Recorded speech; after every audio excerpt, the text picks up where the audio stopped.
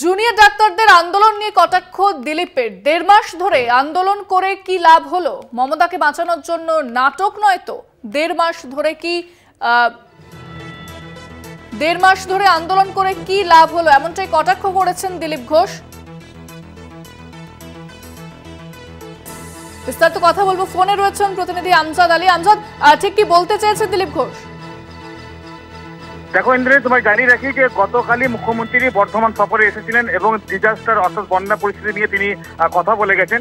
তার পাশাপাশি আজকে সকালে বর্ধমানে আসে প্রাতঃভ্রমণে দিলীপ ঘোষ, এবং দিলীপ ঘোষ বর্ধমান টাউন হলে প্রাতঃভ্রমণে বসে সেখানে একটা চায় চর্চা হয়, এবং চায় চর্চায় যখন জিজ্ঞাসাবাদ করা হয় তিনি তখন সাংবাদিকদের মুখোমুখি বলেন যে সার্বিকভাবেই যে বীরভূম থেকে মালকড়ি অর্থাৎ টাকা পয়সা কমে যাচ্ছে, সেই টাকা পয়সা প্রস্তুতি নিয়ে কিন্তু আজকে মুখ্যমন্ত্রী মমতা বন্দ্যোপাধ্যায় সেখানে যাচ্ছেন।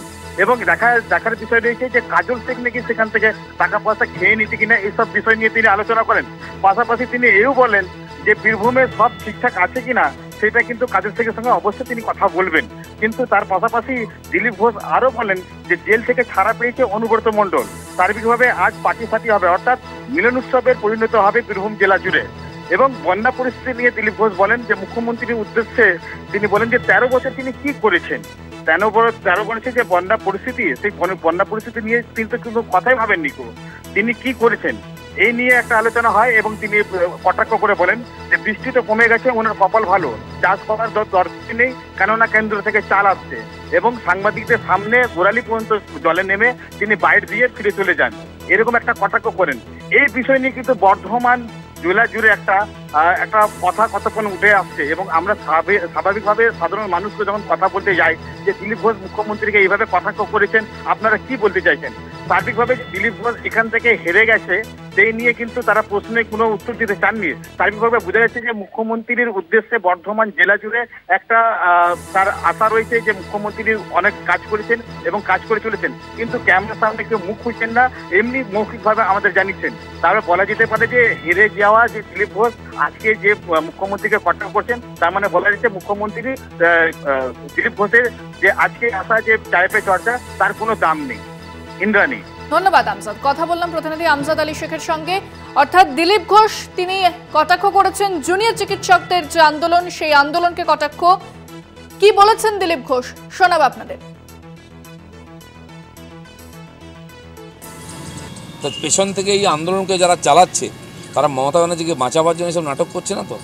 রাত জাগো, ক্যান্ডেল জ্বালাও, চল রাত্রেবেলা একটু বাতি জ্বালিয়ে ছবি তুলে চলে আসে।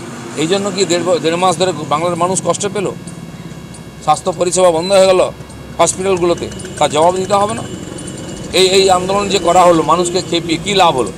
আপনারা একটা সরকারের বিরুদ্ধে একটা কথা বলছেন না কেন? এই ধরনের মানুষকে ধোকা দিয়ে আন্দোলনের নামে রাস্তায় নামানো হচ্ছে, পুজো বন্ধ করে মানুষকে আহ্বান করা হচ্ছে, কিন্তু মানুষ কী পেলো এই আন্দোলন থেকে?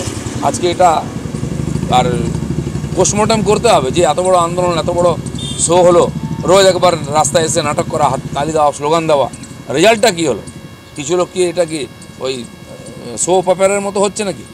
এর রেজাল্ট চাই এবং পরিবর্তন চাই। কেউ গ্যারেন্টি দিতে পারবেন ওই ডাক্তাররা আবার ডিউটি করলে রাত্রেবেলা আবার কোনো মহিলা ডাক্তারের উপর এরকম হবে না? অর্থাৎ আপনারা শুনলেন দিলীপ ঘোষ তিনি ঠিক কি বলছেন যে এই যে আন্দোলন চললো এতদিন ধরে, তাতে মানুষ কি পেল, এর রেজাল্ট কি, সেই ফলাফল কি, এমনটাই জানতে চাইছেন দিলীপ ঘোষ। এবং তিনি জুনিয়র ডাক্তারদের কার্যত কটাক্ষ করলেন যে 1.5 মাস ধরে আন্দোলন করে কি লাভ হলো, 1.5 মাস ধরে কি সোপ অপেরা চললো, এমনটাই কিন্তু কটাক্ষ করছেন দিলীপ ঘোষ। সেই কি বলেছেন তিনি সে বিষয়ে আপনাদের শোনালাম। তবে আমরা দেখেছি যে যেখানে বিজেপি নেতৃত্ব এই আন্দোলনকে সমর্থন করেছেন, তবে তাদের থেকে একটু অন্য সুর এবং অন্য অবস্থান নিলেন দিলীপ ঘোষ। জুনিয়র ডাক্তারদের আন্দোলন নিয়ে কটাক্ষ করলেন দিলীপ ঘোষ। তিনি বললেন যে এতদিন ধরে আন্দোলন করে কি লাভ হলো, মানুষ কি পেল, স্বাস্থ্য ব্যবস্থা যে বন্ধ করে দেওয়া হয়েছিল তাতে কি পেল মানুষ, মানুষকে কেন এ ধরনের আন্দোলনের সাথে যুক্ত করা হলো। আমরা এই বিষয়ে আরো বিস্তারিত কথা বলবো। আমাদের সঙ্গে ফোনে রয়েছেন তৃণমূল মুখপাত্র অরূপ চক্রবর্তী। অরূপ বাবু, দিলীপ ঘোষ তিনি বলছেন যে 1.5 মাস ধরে আন্দোলন করে কি লাভ হলো, মমতাকে বাঁচানোর জন্য কি আন্দোলন, এই আন্দোলন কি সোপ অপেরা, এমনটাই কিন্তু কটাক্ষ করেছেন। দেখুন, আমরা পশ্চিমবাংলায় যারা থাকি তারা কালিদাসের নাম জানি। কালিদাস হচ্ছে যে গাছের ডালে বসেছিল সেই গাছের ডালটাই কেটে ফেলেছিল এবং তারপর কালিদাস গাছ থেকে ধপাস করে পড়ে গিয়েছিল। তো দিলীপ ঘোষ যে কালিদাস সেটা ইতিমধ্যেই বারবার করে প্রমাণ করে দিয়েছেন। তো ওনার যখন মনেই হচ্ছে যে এই আন্দোলন মমতা ব্যানার্জিকে সুবিধা পাইয়ে দেওয়ার জন্য, তাহলে মমতা ব্যানার্জিকে সুবিধা পাইয়ে দেওয়ার জন্য বিজেপি সল্টলেকের অফিসটা স্বাস্থ্য ভবনের পাশে খুলে বসে রয়েছিলেন কেন? যাতে আন্দোলনকারী জুনিয়র ডাক্তাররা বারবার করে বিজেপির অফিসে যেতে পারে, সেখানে এসি ঠান্ডা করে বিশ্রাম নিতে পারে, সেখানকার বাথরুম ব্যবহার করতে পারে। তাহলে দিলীপবাবু, আপনার দলের নেতারা, আপনার দলের রাজ্য সভাপতি, আপনার লিডার অফ অপোজিশন দুহাত উপর করে তাদেরকে বরণ করে নিয়েছিলেন কেন? এই আন্দোলন মঞ্চ থেকে তো দেখেছিলাম অগ্নিমিত্রা পালকে গো ব্যাক করা হয়েছে। এই আন্দোলনের মঞ্চ থেকে তো আমরা দেখেছি। আমি এই বিষয়টা জানতে চাইবো অরূপবাবু, তাহলে দিলীপ ঘোষ তিনি অন্য সুরে কথা বলছেন? অন্য সুরের ব্যাপার নেই, আসলে কাল নেমির লঙ্কা ভাগ। শুভেন্দু আর সুকান্ত পেছন থেকেই আন্দোলনকে মদত করে ভেবেছিল মমতা ব্যানার্জিকে বিপাকে ফেলা যাবে। এখন যখন দেখছে মমতা ব্যানার্জির সরকার যোগী আদিত্যনাথ নয়, জ্যোতি বসের পুলিশ নয় যে পিটিয়ে তুলে দেবে, দিল্লির নরেন্দ্র মোদীর পুলিশ নয় যে আন্দোলনরত ডাক্তারদের উপর এফআইআর করে দেবে, মমতা ব্যানার্জির সরকার সংবেদনশীল। মমতা ব্যানার্জির সরকার জুনিয়র ডাক্তারদের দাবিকে মান্যতা দিয়েছে, কারণ মমতা ব্যানার্জি নিজে আন্দোলন থেকে উঠে এসে নেত্রী হয়েছেন, তিনি আন্দোলনকে সম্মান দিতে জানেন। এখানেই পার্থক্য, দিলীপ ঘোষের পাকা গুটি কেটে গিয়েছে, তাই জন্য গাত্রদাহ ও শুভেন্দু ওকে হারিয়ে দিয়েছে। এমনি শুভেন্দুর উপর দিলীপ ঘোষের গাত্রদাহ রয়েছে, তাই গায়ের জ্বালা মেটাতে এই ধরনের কথাবার্তা বলছি। যত এই ধরনের কথা বলবে তত বিজেপির অন্তর্কন্দল আরো বেআব্রু হবে, আরো চলে আসবে। ধন্যবাদ। আমরা কথা বললাম তৃণমূল মুখপাত্র অরূপ চক্রবর্তীর সঙ্গে। জুনিয়র ডাক্তারদের আন্দোলনকে কটাক্ষ করতে শোনা গেল দিলীপ ঘোষকে। তিনি বলছেন যে 1.5 মাস ধরে আন্দোলন করে কি লাভ হলো, মানুষ কি পেল, এর ফলাফল কি, এমনটাই কিন্তু সাংবাদিকদের মুখোমুখি হয়ে দিলীপ ঘোষ প্রশ্ন করেছেন। তাহলে কি এটা সোপ অপেরা, এই প্রশ্ন করেছেন, এবং এই আন্দোলনের মাধ্যমে মমতা বন্দ্যোপাধ্যায়কে বাঁচানোর একটা নাটক করা হচ্ছিল, এমনটাই কিন্তু বলেছেন দিলীপ ঘোষ। তিনি বলছেন যে দিলীপ ঘোষ বলছেন যে এই যেভাবে আন্দোলন চললো, স্বাস্থ্য ব্যবস্থা ভেঙে পড়লো, পুজো বন্ধ করার কথা বললো, তাতে মানুষ কি পেল, এই কথাটাও শোনা যাচ্ছে দিলীপ ঘোষের গলাতে।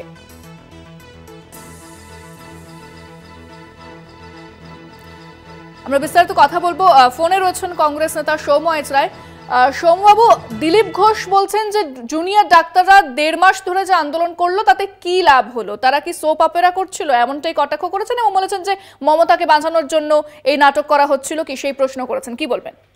দেখুন, আমি দিলীপ বাবুর কথার মন্তব্য করতে গেলে অনেক কথা বলতে হয়, কিন্তু আমার ঠিক ভালো লাগে না। দিলীপ বাবু এই ধরনের কথাবার্তা বলে কাকে খুশি করতে চাইছেন? দিলীপ বাবুর জানা উচিত যে পশ্চিমবঙ্গে এত বড় একটা আন্দোলন ডাক্তারবাবুরা করলেন এবং তারা দেখালেন যে আন্দোলন এবং সেবা একসঙ্গে চলতে পারে। তারা আন্দোলন করেছেন, আপনারা তো স্টেক হোল্ডারই নয়, তাহলে আপনাদের এই সব মন্তব্য করার মধ্যে কি আসে যায়? আপনারা বরঞ্চ এটা ঠিক করুন যে দুর্নীতির মামলা যেগুলো হয়েছে সেখানে সিবিআই এর রোলটা কি করছে, কেন তারা জামিন পাচ্ছেন পরপর, এই উত্তরগুলো দিলীপ বাবু দিন।